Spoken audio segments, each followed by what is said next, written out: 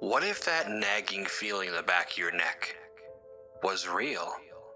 What if those hands reaching out from the dark that you believed were there, were there?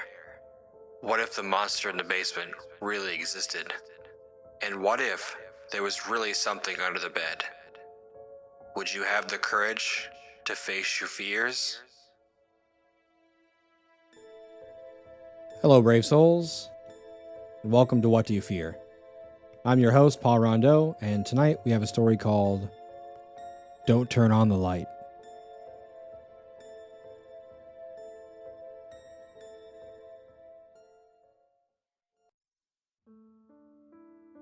She commandeered the room in the basement of her dorm room as soon as she realized she would have to pull an all-nighter in order to prepare for tomorrow's final exam.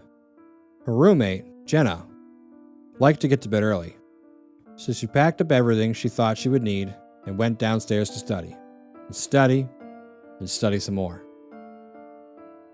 It was 2 o'clock when she realized that she'd left one of her textbooks upstairs on her bed.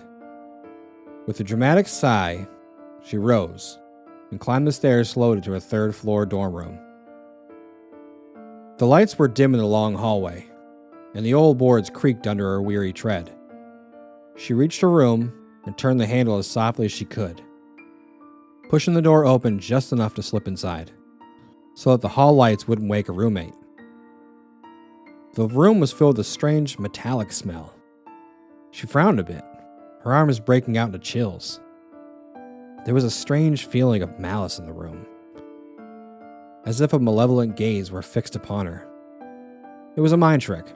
The all-nighter was catching up with her. She could hear Jenna breathing on the far side of the room, a heavy sound, almost as if she'd been running. Jenna must have picked up a cold during the last tense week before finals. She crept along the wall until she reached her bed, groping among the covers of the stray history textbook. In the silence, she could hear her steady drip, drip, drip sound. She sighed silently. Facilities had to come to fix the sink in the morning, again. Her fingers closed on the textbook. She picked it up softly and withdrew from the room as silently as she could.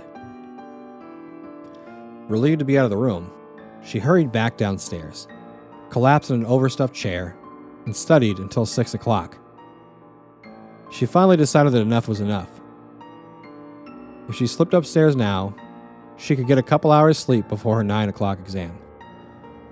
The first of the sun's rays were beaming through the windows as she slowly slid the door open, hoping not to awaken Jenna.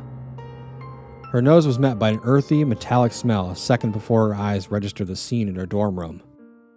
Jenna was spread eagle on top of her bed against the far wall, her throat cut from ear to ear and her nightdress stained with blood. 2 drops of blood fell from the saturated blanket with a drip, drip noise that sounded like a leaky faucet. Scream after scream poured from her mouth, but she couldn't stop herself any more than she could cease wringing her hands. All along the hallway, doors slammed as footsteps came running down the passage. Within moments, other students had gathered in the doorway, and one of her friends gripped her arm with a shaky hand and pointed a trembling finger toward the wall. Her eyes widened in shock at what she saw. Then she fainted in her friend's arms. On the wall above her bed, written in her roommate's blood, were the words, "Aren't you glad he didn't turn the light?"